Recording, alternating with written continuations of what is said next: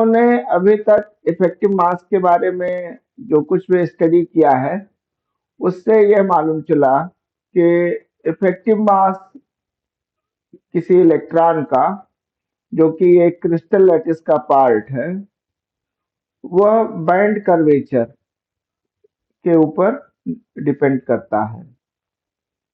हमने ये भी देखा कि इफेक्टिव मास की वैल्यू पॉजिटिव भी हो सकती है और नेगेटिव भी हो सकती है।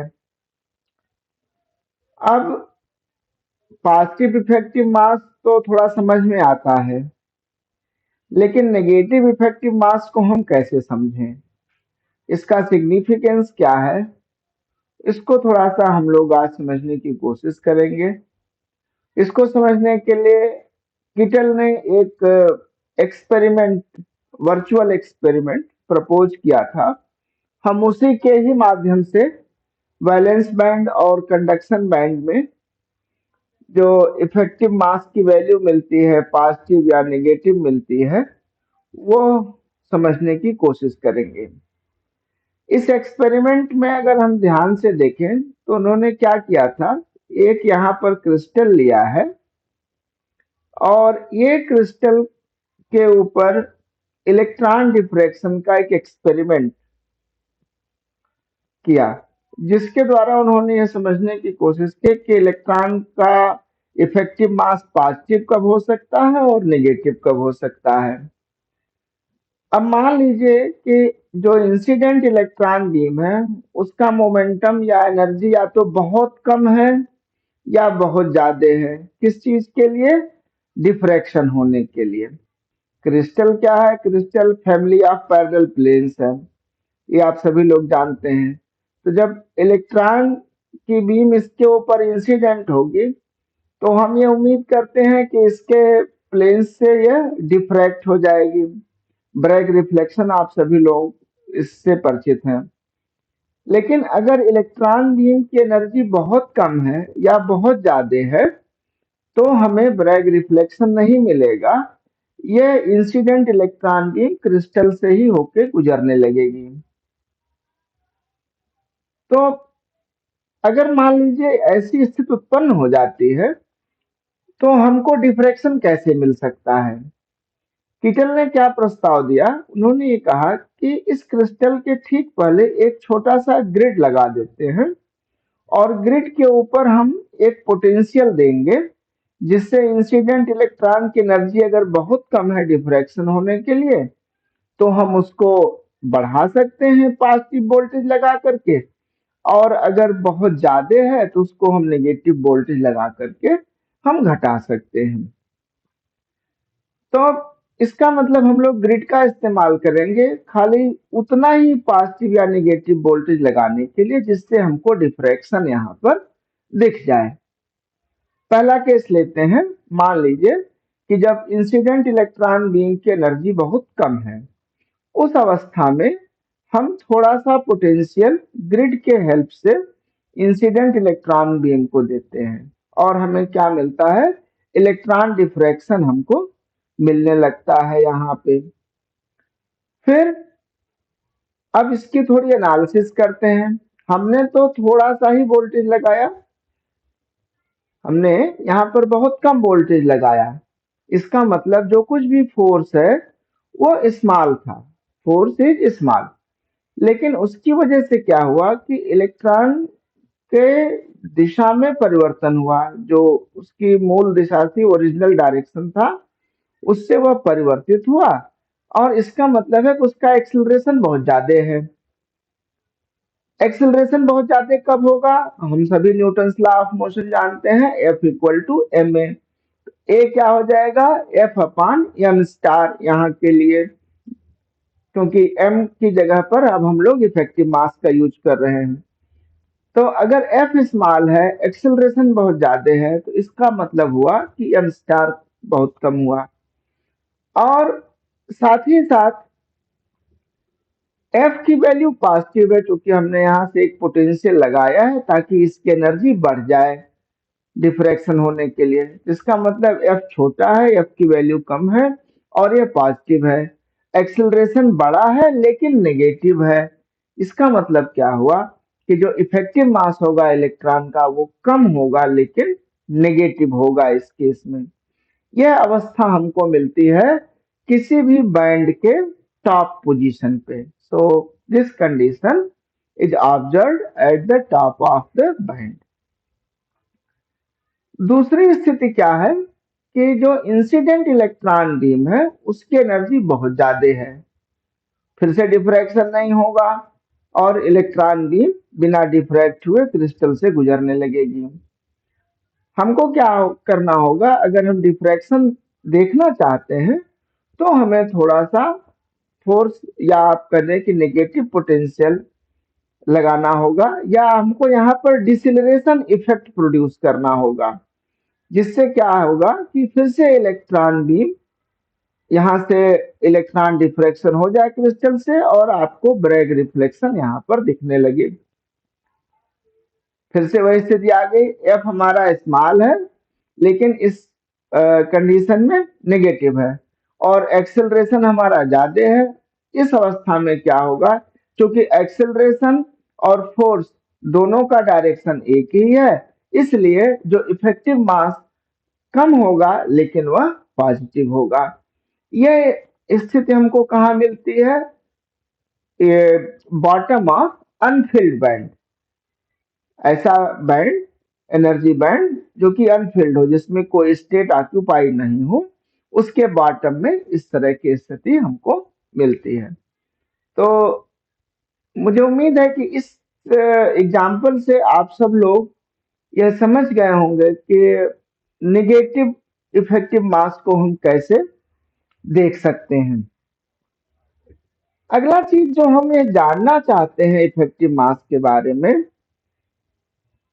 पर्टिकुलरली उस केस में अगर हम किसी एनर्जी बैंड को देखें और उसमें एनर्जी बैंड की कंडीशन को देखें, तो हमारे पास ये एक स्थिति होती है कि या तो एनर्जी बैंड पूरी तरह से फिल्ड हो, कोई भी स्टेट उसका खाली ना हो, या एनर्जी बैंड पार्शियली फिल्ड हो, या energy band just almost field हो, मतलब कुछ ही स्टेट हैं जो कि खाली हो। क्या क्या स्थिति हो गई, totally field band, partially field band, या अनफिल्ड बैंड और ऑलमोस्ट फिल्ड बैंड। अब मान लीजिए कि एक बैंड है जिसमें सारे स्टेट ऑक्यूपाइड हैं, उसमें हम इलेक्ट्रॉन की सारी वेलोसिटी को अगर हम सम करें तो वह हमको जीरो निकल के आएगी। किस दशा में निकलेगी ये चीज, जबकि आपने उसके ऊपर कोई बाहर से फील्ड नहीं लगाया हो। अगर यह फील्ड बैंड है तो फील्ड लगाने का भी कोई फर्क नहीं पड़ेगा। अनफील्ड बैंड है जिसमें कोई भी इलेक्ट्रॉन प्रेजेंट नहीं है, उस अवस्था में भी आपका summation I B I zero होगा। हम उन तीनों केसेस को एक एक करके डिस्कस करेंगे। पहला केस है बैंड कंप्लीटली फिल्ड है, कोई भी स्टेट खाली नहीं है और वैलेंस बैंड और कंडक्शन बैंड के बीच में गैप ज्यादा है, यानी बैंड गैप एनर्जी की वैल्यू अधिक है। उस अवस्था में अगर हम इलेक्ट्रिक फील्ड लगाएं तो ये इलेक्ट्रिक फील्ड जो कि इलेक्ट्रॉन का डिस्ट्रीब्यूशन है बैंड के अंदर, उसके ऊपर कोई अपना असर नहीं छोड़ पाएगा। माने इलेक्ट्रॉन का परिवर्तन आपको कहीं बाहर से दिखाई नहीं पड़ेगा, आपको कोई करंट नहीं मिलेगी। अगर आप मेजर करना चाहें बाहर से कोई करंट, तो आप करंट मेजर नहीं कर सकते। कारण क्या है कि सारे स्टेट फील्ड हैं, तो एक जब आप इलेक्ट्रिक फील्ड लगाएंगे तो इलेक्ट्रॉन को आसपास कोई ऐसा दूसरा स्टेट खाली नहीं मिलेगा जहां पर वह एनर्जी गेन करके मूव कर जाए। इसलिए आपको क्या मिलेगा यहाँ पर, summation I B I equal to zero. दूसरा केस क्या है कि बैंड पार्शियली फील्ड है। अब पार्शियली फील्ड है तो इलेक्ट्रॉन, जब आप बाहर से इलेक्ट्रिक फील्ड लगा रहे हैं तो इलेक्ट्रॉन एनर्जी गेन करेगा और एडजेसेंट जो एनर्जी स्टेट हैं खाली थे उनमें वह चला जाएगा और वहां से आपको कुछ, अगर बाहर से आप करंट मेजर करना चाहते हैं तो आपको दिखेगा, वो मल्टीमीटर में वो करंट आपको मिल जाएगी। और यह स्थिति लगभग वैसी ही है जैसे कि आपके फ्री इलेक्ट्रॉन सिस्टम में होती है। मीन्स मान लीजिए आपके पास एक कोई मेटल है, मेटल में क्या होता है कि बैंड पार्शली फिल्ड होता है, और इलेक्ट्रॉन जैसे ही आप एनर्जी लगाते हैं, एनर्जी का मतलब बाहर से इलेक्ट्रिक फील्ड लगाते हैं, तो एडजेसेंट स्टेट में एनर्जी गेन करके चला जाता है, और आपको अ, जो कैरियर ट्रांसपोर्ट है वो इजी गोइंग वे में वहां पर मिलता है। इस नाते आपको एक अच्छी कंडक्टिविटी या एक अच्छा करंट उस कंडक्टर के थ्रू मिलता है। तीसरा केस है जो कि नियरली फील्ड बैंड है। भरा तो है लेकिन कुछ स्टेट्स उसमें खाली हैं। पार्शियली फील्ड बैंड में काफी सारे स्टेट्स हैं खाली हैं, कई सारे स्टेट्स भरे हुए हैं। लेकिन नियरली फील्ड बैंड में बैंड ऑलमोस्ट फील्ड है, कुछ स्टेट्स उसके खाली हैं। हम एक्सट्रीम केस लेते हैं एक, जिसमें हम कहते हैं कि बैंड पूरी तरह से फील्ड है, बस खाली एक स्टेट खाली है। हम क्या करेंगे, एक इलेक्ट्रॉन को किसी तरह से वहां से हटा दें तो हमको खाली एक स्टेट वहां पर एम्प्टी मिल जाएगा। इस अवस्था में हम उसके ऊपर इलेक्ट्रिक फील्ड लगाना चाहते हैं, और इलेक्ट्रिक फील्ड लगाने के बाद देखते हैं कि वहां क्या स्थिति बनती है। जैसा कि हम गैस भी कर सकते हैं, अगर हम इलेक्ट्रिक फील्ड लगाएं तो जो एडजेसेंट इलेक्ट्रॉन होगा वो क्या चाहेगा, क्योंकि टॉप से हमने एक इलेक्ट्रॉन निकाला है तो उसके नीचे वाला इलेक्ट्रॉन बैंड में ऊपर आकर के उस एम्प्टी स्टेट को भरने की कोशिश करेगा। उसके लिए एनर्जी उसे बाहर से आपने जो इलेक्ट्रिक फील्ड लगाई है वहां से मिलती है। लेकिन इस प्रोसेस में क्या होगा कि जब एक इलेक्ट्रॉन ऊपर शिफ्ट होगा तो अपनी जगह पर एक अनफिल्ड या एम्प्टी स्टेट नीचे छोड़ के जाएगा।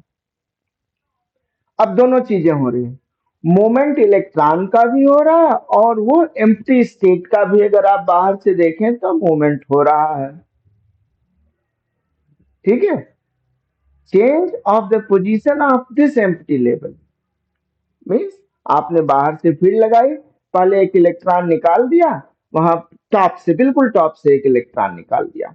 अब वहां पर क्या हुआ, एक आपको एम्प्टी स्टेट मिल गया, आपने बाहर से इलेक्ट्रिक फील्ड लगाई, उसकी वजह से क्या हुआ कि उस टॉप वाले स्टेट से जो जस्ट नीचे वाला स्टेट का इलेक्ट्रॉन था उसने एनर्जी गेन की, और वो ऊपर वो एम्प्टी स्टेट को ऑक्यूपाई कर लिया जा करके। लेकिन इस प्रोसेस में उसने अपने पीछे एक एम्प्टी स्टेट छोड़ दिया। तो आप इस चीज को दोनों तरह से देख सकते हैं, या इलेक्ट्रॉन अप साइड में या एक एक लेवल ऊपर शिफ्ट हो रहा है, या आपका होल या जो कहते हैं एम्प्टी स्टेट है वो डाउनवर्ड शिफ्ट हो रहा है। इस एम्प्टी स्टेट को हम नाम देते हैं होल। सो होल या जो एम्प्टी स्टेट है, इसके पास कोई अपना चार्ज, कोई अपना मास नहीं है। ये हम आपको बहुत अच्छे से बता रहे हैं, होल के पास कोई भी अपना चार्ज और मास नहीं है। जो भी कैरियर ट्रांसपोर्ट आपको मिलता है ऑलमोस्ट फील्ड बैंड में, वह इलेक्ट्रॉन के ही मूवमेंट से मिलता है, न कि एम्प्टी स्टेट के मूवमेंट से मिलता है, क्योंकि एम्प्टी स्टेट के पास अपना कोई चार्ज या मास नहीं होता। फिर भी यह प्रश्न तो उठता है कि अगर ऐसा है तो हम होल को इतनी इंपॉर्टेंस क्यों देते हैं, उसको हम लोग आगे समझने की कोशिश करेंगे। मान लीजिए यहां पर अगर आप इस फिगर को ध्यान से देखें तो हमने यहाँ पे क्या किया है, एक्स एक्सिस पे हमने के वैल्यू प्लॉट की है एक्स डायरेक्शन पे। तो यहाँ पर यह ओरिजिन है, राइट साइड में प्लस के एक्स वैल्यूज हैं, लेफ्ट साइड में माइनस के एक्स वैल्यूज हैं, और वाई एक्सिस पर टोटल एनर्जी प्लॉट है। इसके नीचे रेड कर्व में भी वही डायग्राम है। राइट एक्स एक्सिस हमारा के वैल्यू बता रहा है, और वाई एक्सिस टोटल एनर्जी।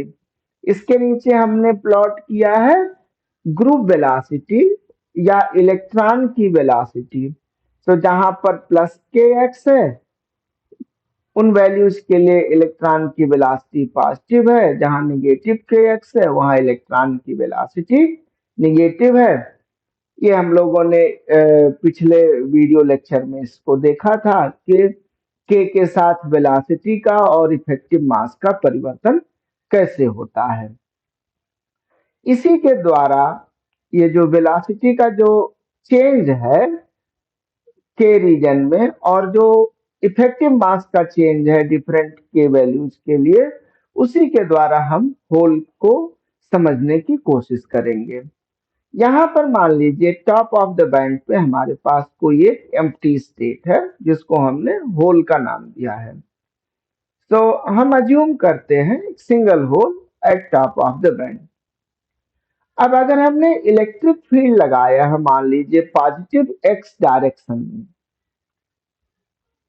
हम क्या करते हैं पहले हमने यहाँ पर एक इलेक्ट्रॉन को रिमूव किया और हमको यहाँ पर एक एम्प्टी स्टेट होल मिल गया।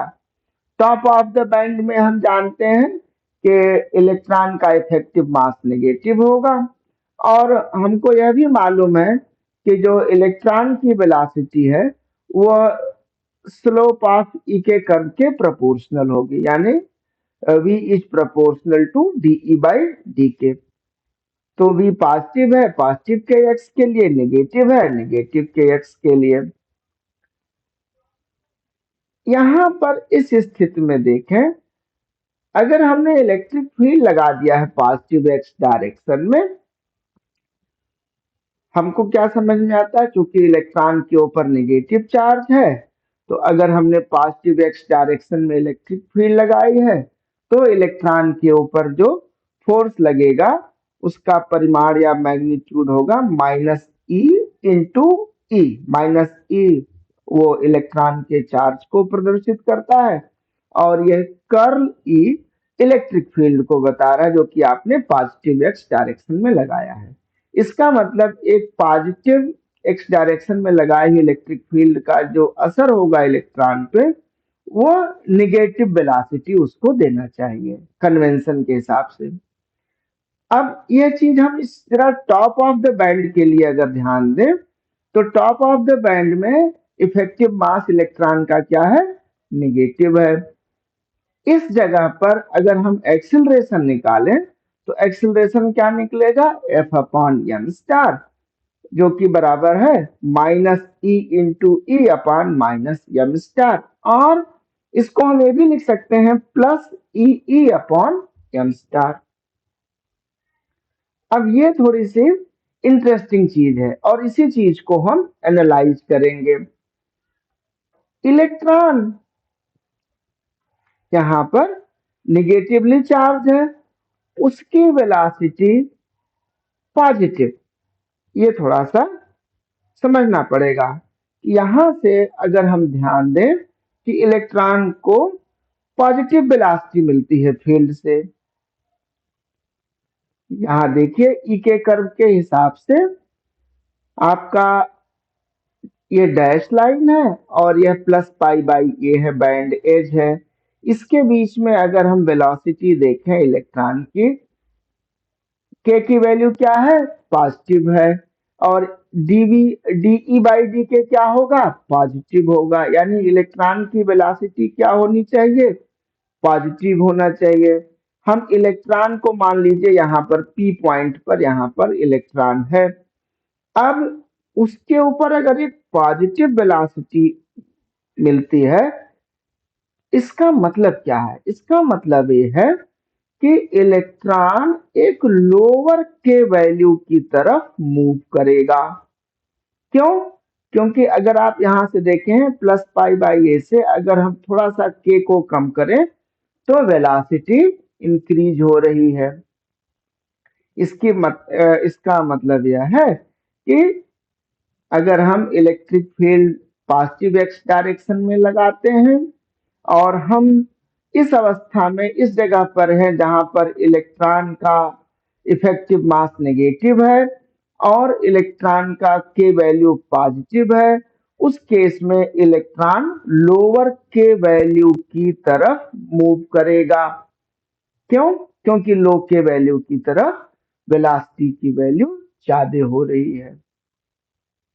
यह ध्यान देने की बात है कि हम यहाँ पर इलेक्ट्रॉन का जो भी मूवमेंट है हम वो के स्पेस में देख रहे हैं, यानी रेसिप्रोकल स्पेस में रेसिप्रोकल लैटिस के अंदर बात कर रहे हैं। अगर हम रियल स्पेस में देखेंगे, अगर हम रियल स्पेस में देखें तो इलेक्ट्रॉन ये रेसिप्रोकल स्पेस में लेफ्ट साइड में मूव करेगा और रियल स्पेस में यह राइट साइड में मूव करेगा। ओके, अब दूसरी स्थिति यहां पर आती है, आपका के का वैल्यू पॉजिटिव है और यहां पर इफेक्टिव मास भी पॉजिटिव है। उस अवस्था में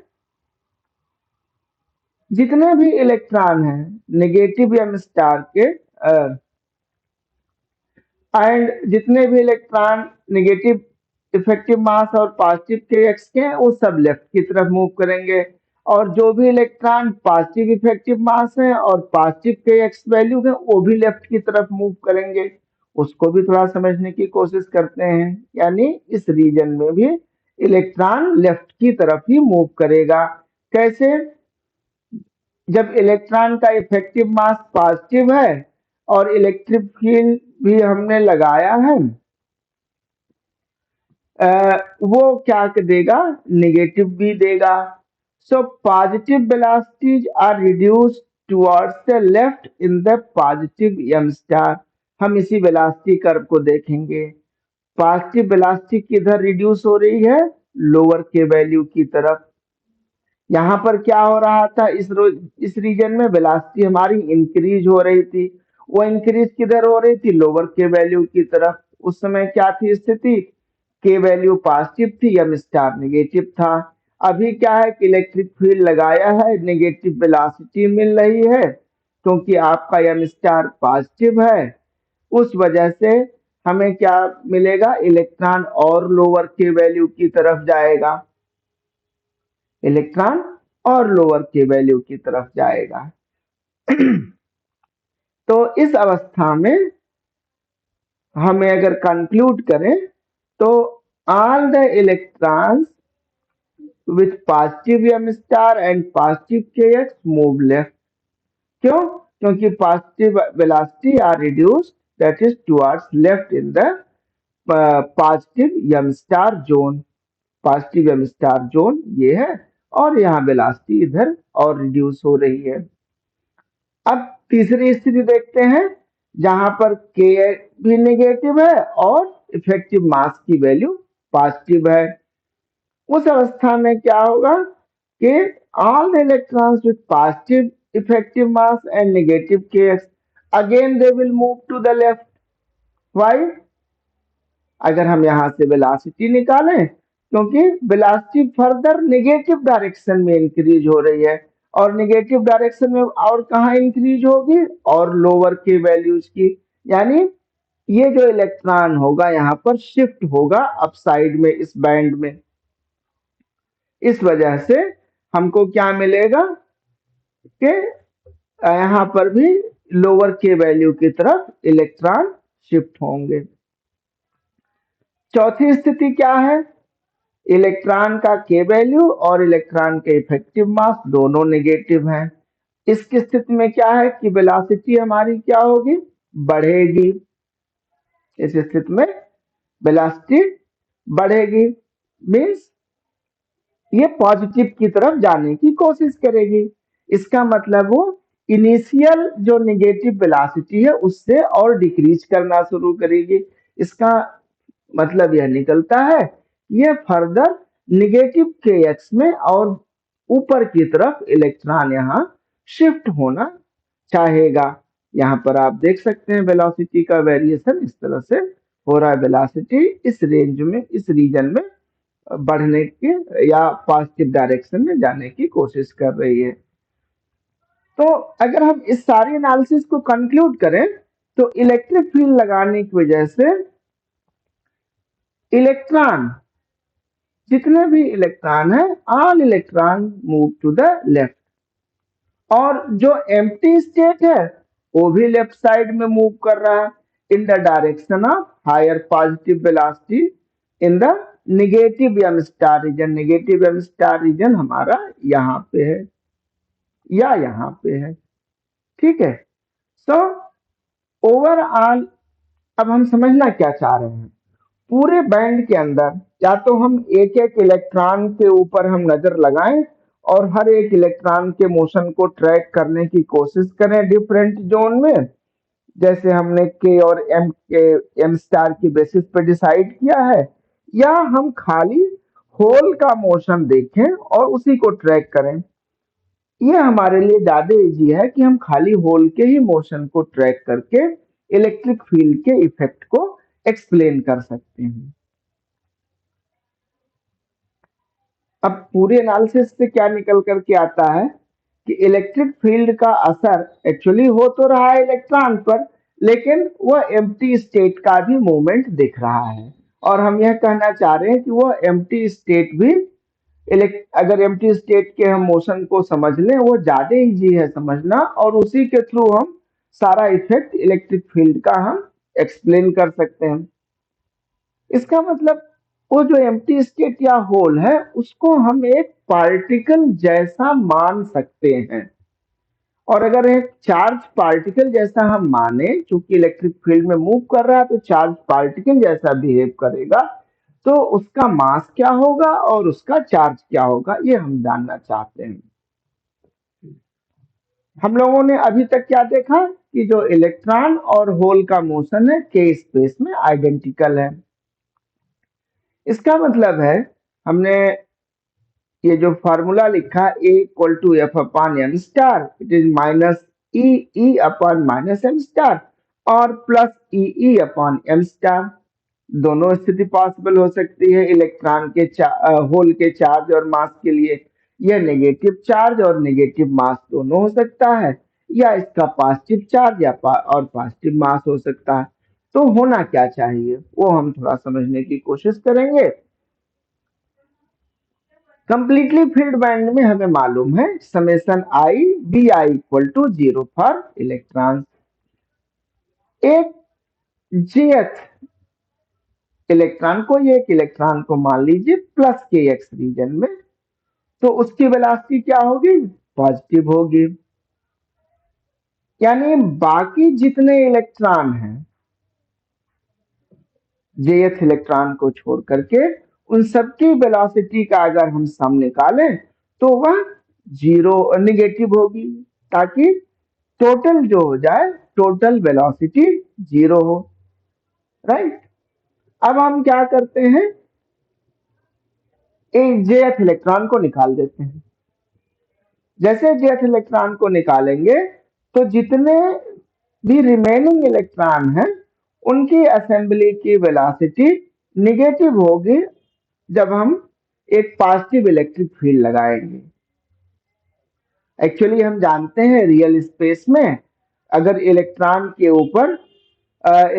के ऊपर नेगेटिव चार्ज होता है, इसके ऊपर अगर हम फील्ड लगाएं तो यह रियल स्पेस में यह लेफ्ट की तरफ जाएगा, और वेलोसिटी आपका जो होल का मूवमेंट है वो अपोजिट टू इलेक्ट्रॉन है।